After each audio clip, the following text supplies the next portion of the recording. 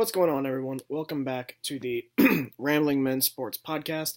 As you can see, it's just me this week. Y'all know I hate doing this by myself, but I really didn't have a choice. James was busy.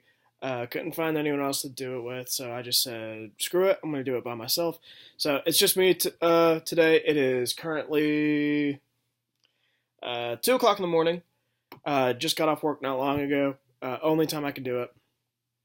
And got my Uggs on. I got some Hulu playing in the background here, so I might get distracted every now and then. But it's gonna be a fun show. Anywho, so let's start off with the divisional round. Recap, where the Chiefs routed the Indianapolis Colts. The Rams defeated the Cowboys. The Patriots also routed the Chargers, probably even worse than the Colts, and the Saints escaped the Philadelphia Eagles. But let's start with the Chiefs and Chiefs and Colts. Who knew the Chiefs' defense would finally show up? Luck finished the game finished with 19 completions and 36 attempts, over 200 yards, 1 touchdown. He was sacked 3 times. The Colts couldn't get much going offensively, and that really hurt. I couldn't even tell you where their touchdown came from. I think it was later in the game. It took them forever. I know Vinatieri missed some kicks. He never misses kicks.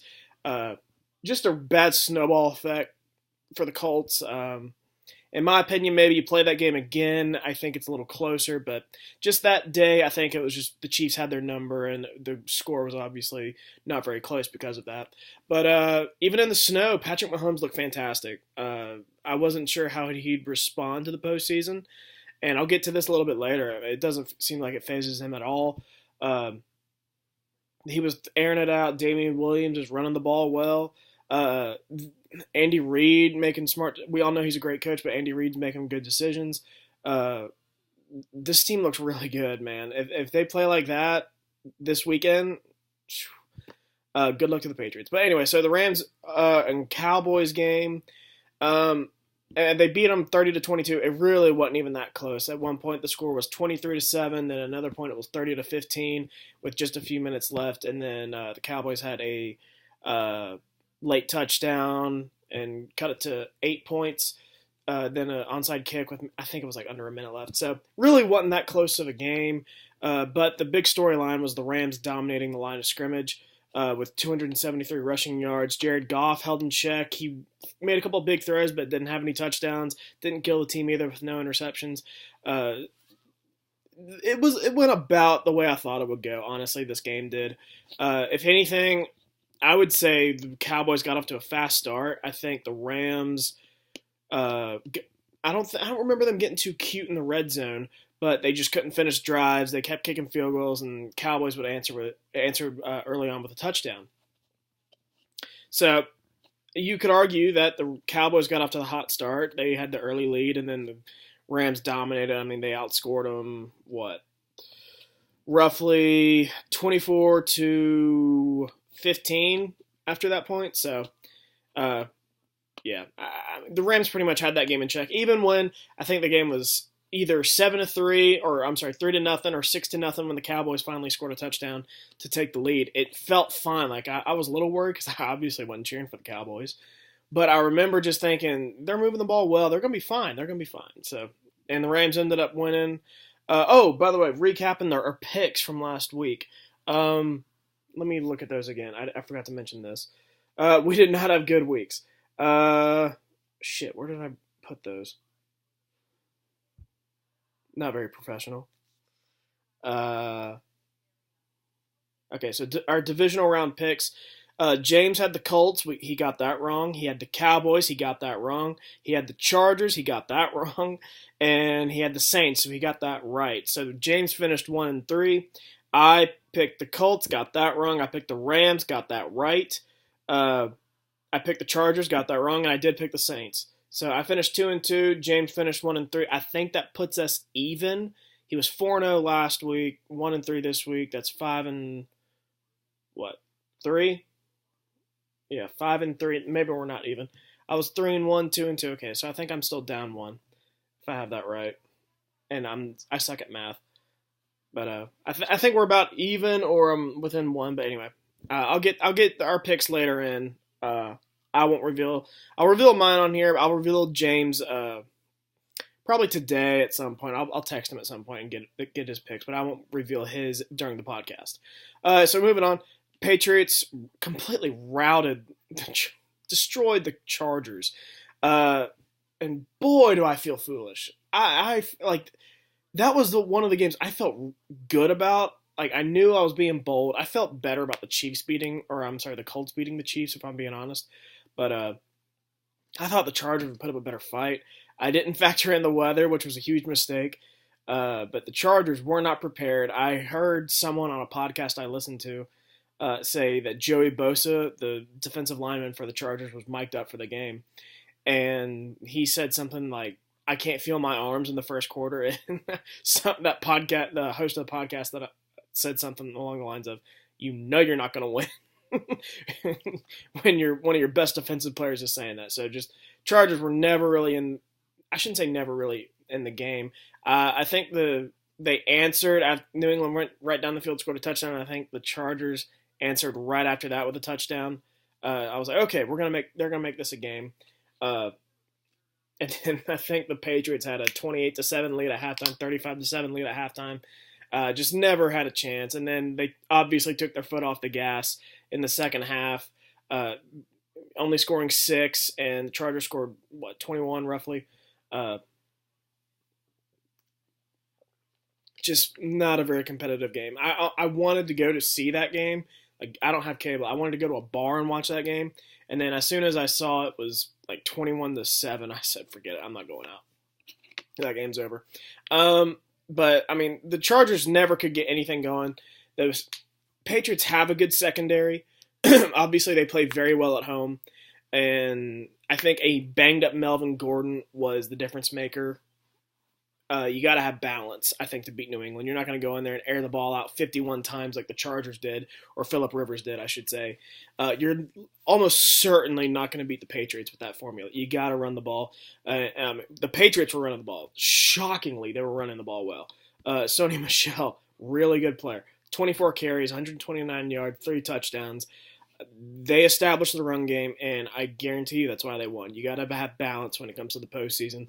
And usually the Chargers did have balance, but I think a banged-up Melvin Gordon really affected that.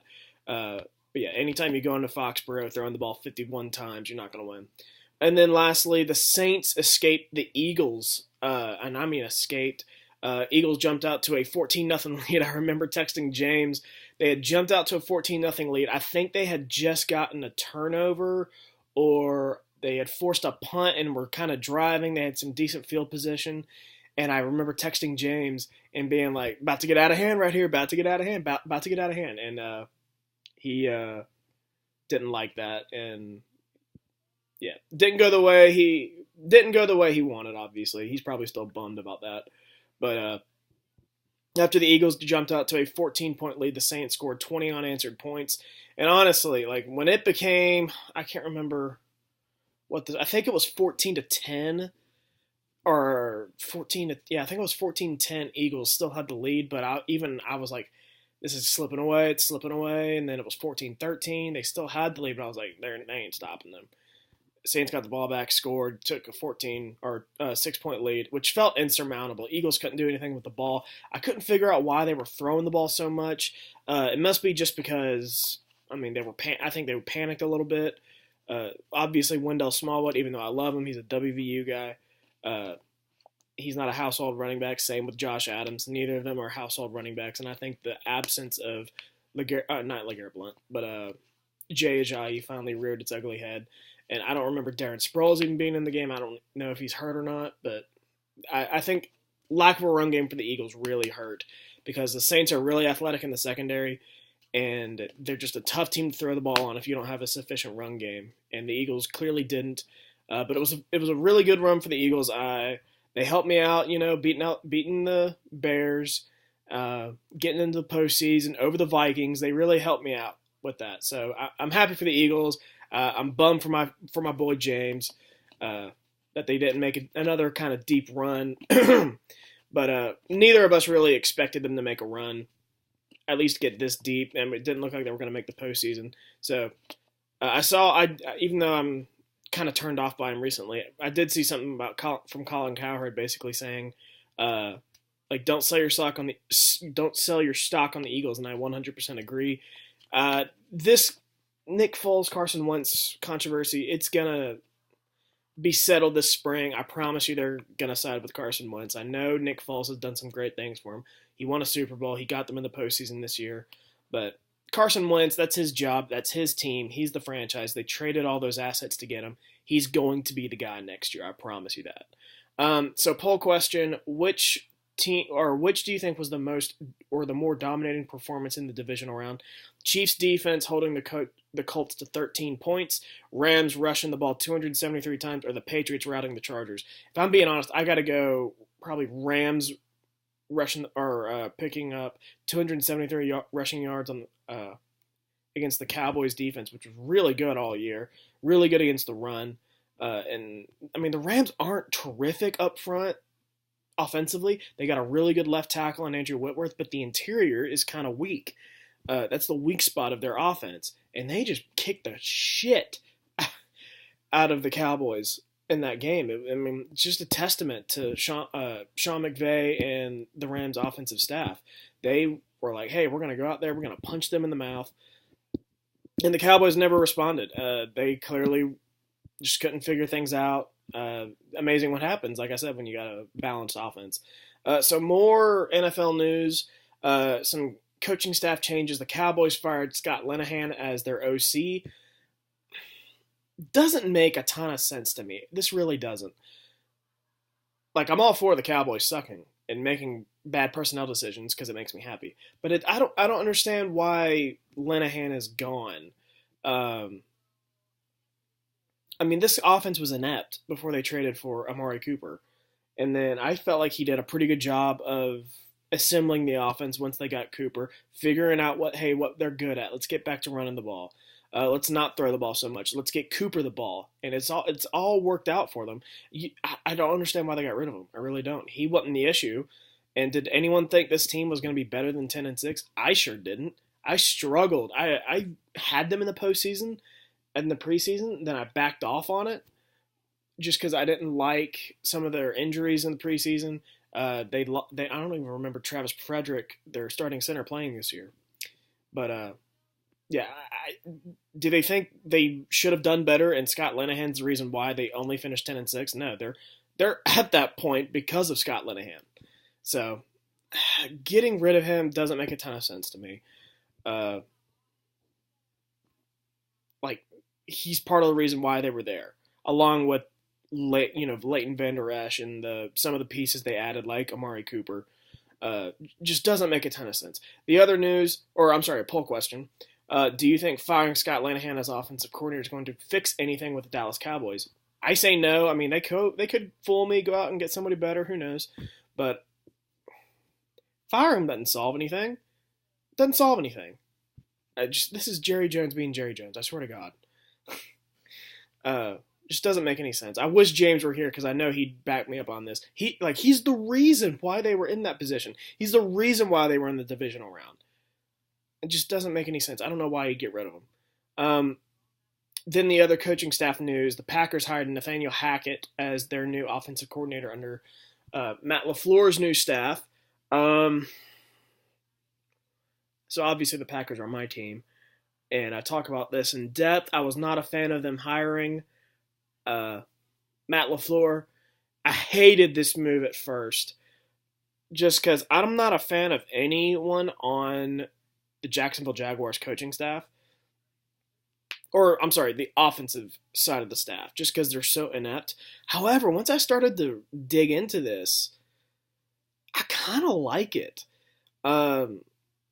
He's been the offensive coordinator, he was the offensive coordinator in Jacksonville, I believe, the last 2 years.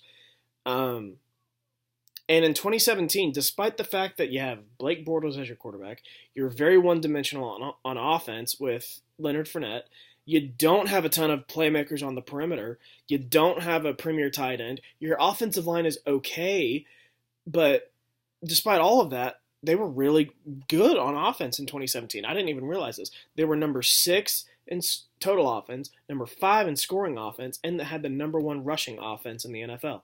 So what this tells me, I think, with Hackett is I think he somewhat knows what he's doing. He's not exactly one of the sexy names out there.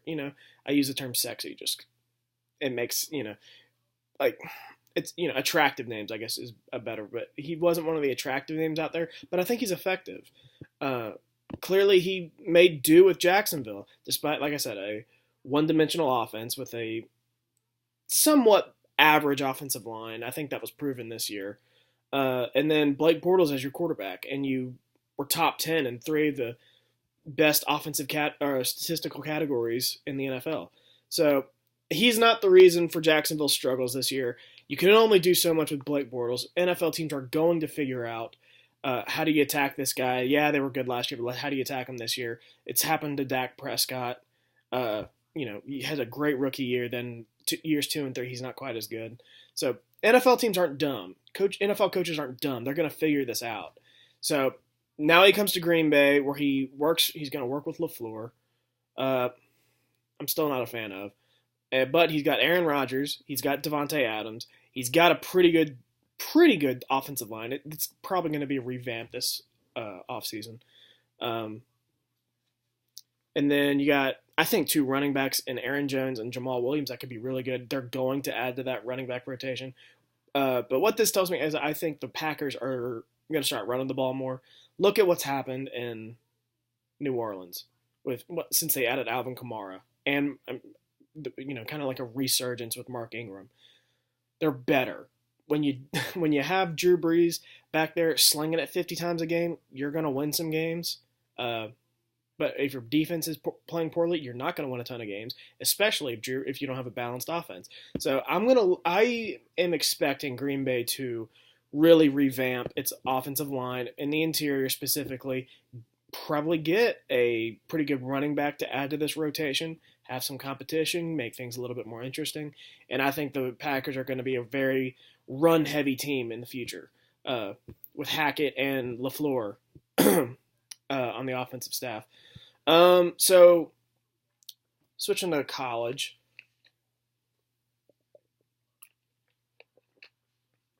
NCAA transfer portal. It's probably the big news this week. A lot of quarterbacks on the move. Justin Fields, we already knew this, but he's officially heading to Ohio State. Jalen Hurts heads to Oklahoma. Tate Martell heads to Miami. Austin Kendall comes up here to West Virginia. Justin Blackman enters the transfer portal. Shane Buechele entered the transfer portal. And another Texas quarterback entered the transfer portal. Just a lot of quarterbacks on the move. But I'm going to break these down one at a time here. Justin Fields to Ohio State, likely going to be granted a hardship waiver. I have read reports that he, I don't even know how to say it, suffered racial, slurs. I don't know what you call it. At Georgia, didn't feel comfortable there. He's going to be granted a hardship waiver, and he's going to play right away. I can guarantee it. And I think that's going to be a really interesting spot for him at Ohio State with Ryan Day's offense, which is basically going to be Urban Meyer's offense. How effective it's going to be, I don't know without Urban Meyer now as head coach. But Ryan Day is very highly thought of. I said that in my blog around college football. He's very highly thought of. So I think Justin Fields is going to make an immediate impact at Ohio State and be pretty damn good. Jalen Hurts to Oklahoma, heads to Norman as a grad transfer. I've always been tough on Hurts just because I don't think he's very good. I think he's got some talent, but he can't really throw the ball effectively. And as a fellow Big 12 fan, Oklahoma adding Hurts doesn't scare me at all. What does worry me is him working with Lincoln Riley and potentially getting really, really good. Because Riley has developed the last 2 Heisman quarterbacks, or Heisman winners, Baker Mayfield and Kyler Murray. So now he gets Jalen Hurts, who's talented, and I'm interested to see kind of what he can do with him. If he makes them a big deal, more NFL teams are going to come calling. I can promise you that. Even though he did just sign an extension. So Tate Martell. Tate Martell is the quarterback at Ohio State. Made a lot of buzz kind of off the field, kind of questionable off the field. But now he leaves Ohio State. I'm so happy he didn't end up in Morgantown. I saw a photo circulating from his Instagram story that he had visited Morgantown. He visited the new coaching staff, talked with Neil Brown, met with some of the coaches, and I was really worried he was going to come here, but didn't happen. He's now heading to Miami.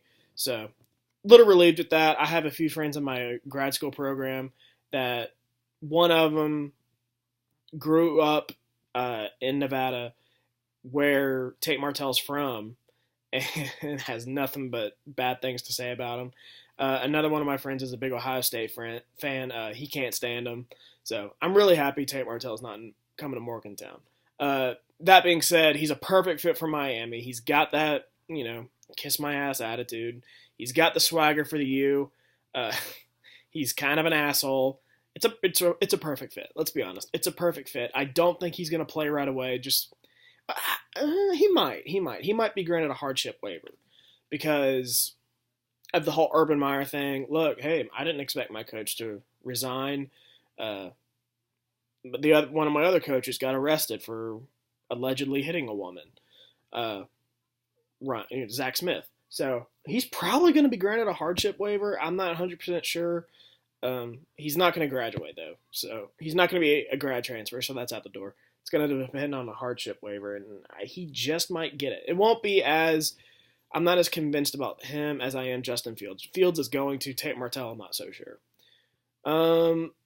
Austin Kendall comes up here to West Virginia. No, he's an interesting one. He never really got a shot at Oklahoma. Austin Kendall backed up Baker Mayfield and Kyler Murray the last 2 years. Everything I've read about him, he's very talented, highly recruited out of high school, just never really got a shot in Norman.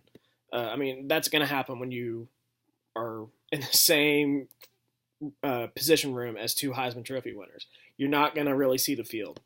But his numbers were pretty good, even backing up those players. Again, he's very highly thought of, highly recruited. So I'm interested to see what he can do in Morgantown. He's going to compete for the starting job this year. His story reminds me a lot of Clint Trickett. And for those that don't know Clint Trickett was a quarterback at Florida State. Not as highly recruited as Kendall, but he was a quarterback at Florida State. Had some ability. Couldn't break through, though, because they had E.J. Manuel, who I was never really that high on, but he was highly thought of. He was obviously pretty good at Florida State. But they had E.J. Manuel. Then they go from E.J. Manuel to Jameis Winston, Heisman Trophy winner. So Trickett never really got a shot. Then once he graduated like Kendall, he came up here to West Virginia and was successful. He really helped revamp the program in 2014 especially. Did some good things before getting hurt. So his story just reminds me a lot of Clint Trickett, and he's a whole lot more talented than Clint Trickett from what I've heard. So he has a chance to make an impact here in Morgantown. I think it's going to be an interesting quarterback battle between him and Jack Allison, who are two of the top 10 quarterbacks from the 2016 recruiting class.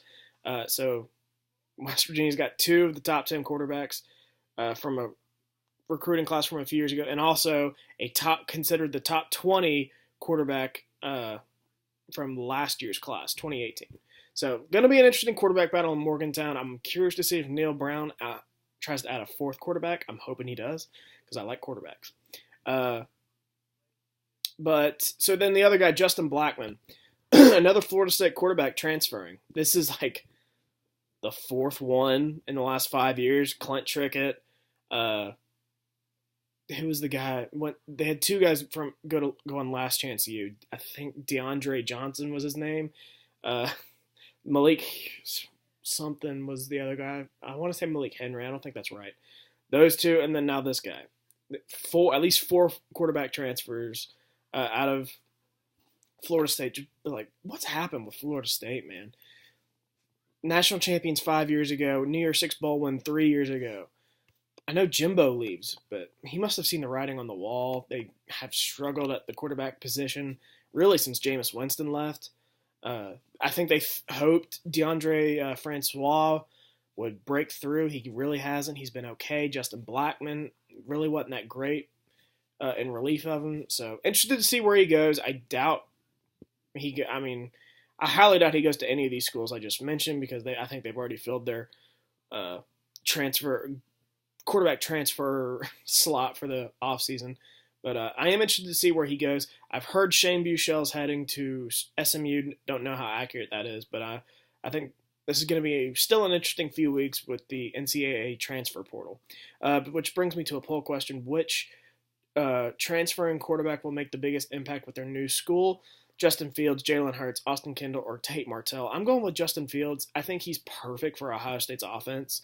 I'm still not sold on Jalen Hurts, even though I think he's going to be really good in Oklahoma's offense.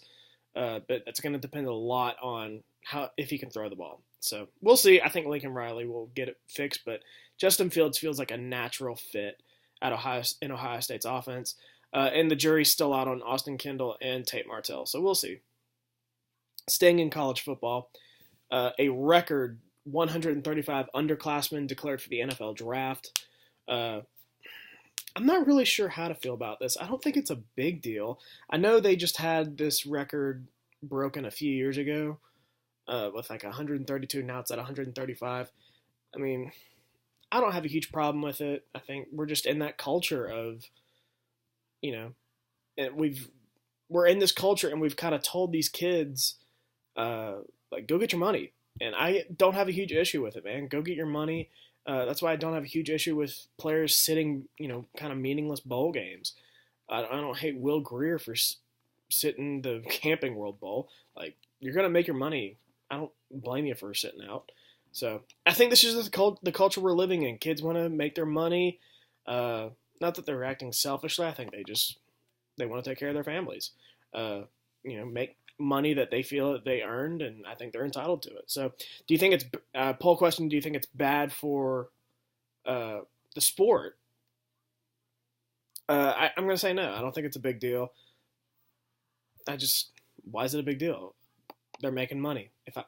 If I'm a regular person, regular citizen, we encourage regular citizens to go out there. Yeah, go out there, make your money. But when it comes to athletes, it feels like, no, stay in school. So I don't think it's really that big of a deal. I got a few more things here. Like I said, I really do hate doing this by myself. I hate having just only one person's opinion. I hate doing it by myself. I really do. I feel like I'm just going as fast as possible through this, which is not good. Which is not good to content. I just hate doing this by myself. I really do. So not sports related. We got word officially that Game of Thrones is going to premiere April 14th. So we're less than 90 days away. I got a countdown going on my Instagram and Twitter pages, just showing my favorite moments of the show. I'm 4 or 5 days in now, so really looking forward to it. That's all I'm going to say. I'm really looking forward to it. Obviously, I'm bummed that this is the final season, but I won't say I'm ready, but I'm excited to see how this story ends. Recap last week's. Oh, and then before I forget, we will have more Game of Thrones content over these next few weeks. We're going to have a lot of people on the show to talk about this final season, give predictions of what we think is going to happen, stuff like that. So this ain't going anywhere. Get used to it.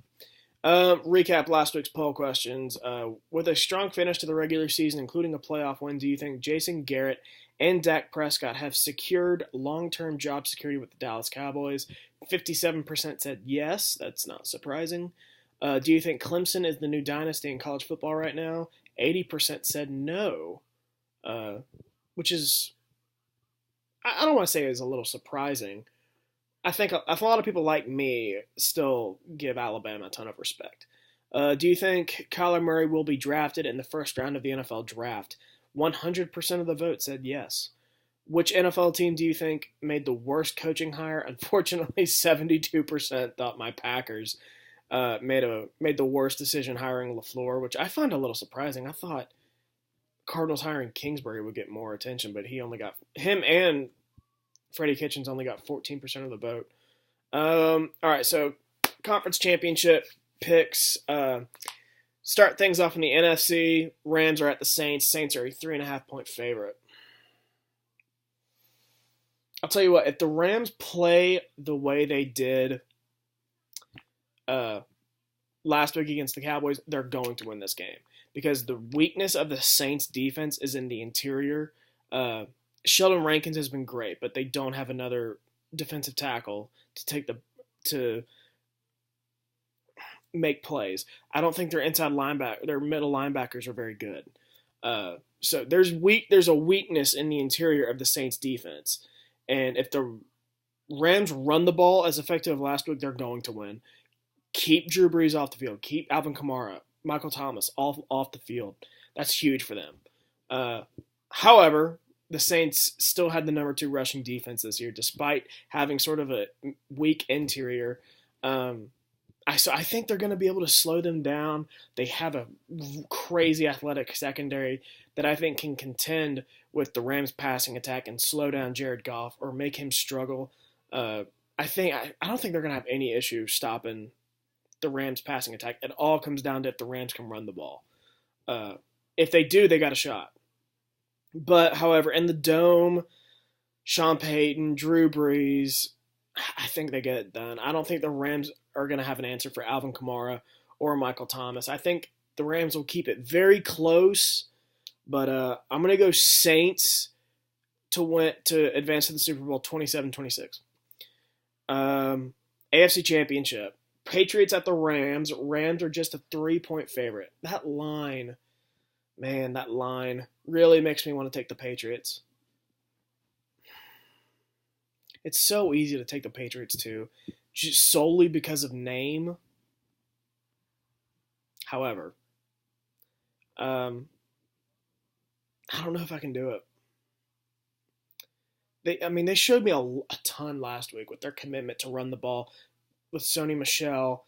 Sony Michel had a breakout game. If they run the ball like that with the Chiefs, I think they're going to win. However, the Chiefs' defense really showed up last week. I think they're going to have a ton of confidence going into this game. Super Bowl on the line. The Patriots coming to town. Arrowhead Stadium's going to be rocking. I think this is going to be a really tough game for the Patriots to win. I do. And something to keep an eye on.